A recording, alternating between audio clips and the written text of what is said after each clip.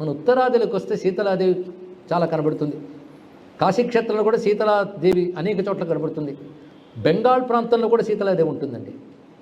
మన దక్షిణాపథంలో పెద్దగా కనబడదు.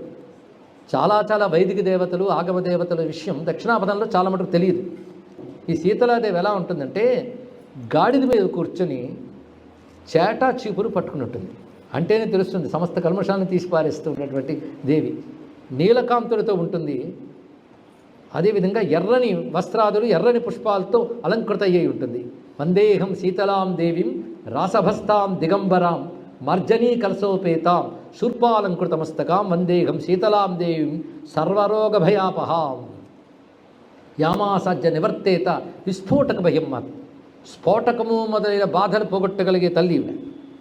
ఈ తల్లి మంత్రానికి ద్రష్ట ఉపన్యు మహర్షి. బృహతి ఛందస్సులో ఈ మంత్రం ఉంటుంది.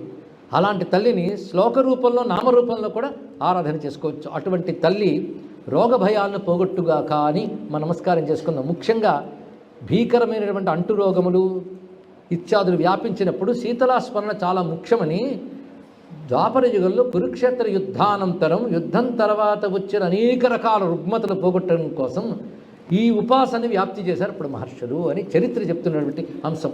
అలాంటి శీతలాదేవి క్షేత్రం అప్పుడు వ్యాప్తి అయింది, కానీ అమ్మ ఉపాసన ముందు కాలాల్లో కూడా ఉంది. తాం సంపూజ్య నరో విద్వాన్ సర్వపాపై ప్రముచ్యతే.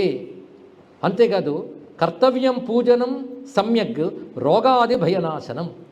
అన్ని రోగాలు పోగొట్టగలదు. సర్వరోగ భయాపహ అని పేరు ఈ తల్లికి. రోగములు పోగొట్టగలదు ఈ శీతలాదేవి. ముఖ్యంగా గ్రీష్మాది తాపాలతో వచ్చే అనేక రుగ్మతలు శీతలా స్మరణతో పోగుతాయి. చల్లని తల్లి శీతల అనే పేరు చెప్తుంది కదా. శ్రీ శీతలాదేవ్యై నమః. ఇదే మంత్రం అండి. ఇక్కడ నామమే మంత్రం. ఇందాక చెప్పిన శ్లోకంలో కూడా అటువంటి విశేషములే చూపిస్తున్నారు.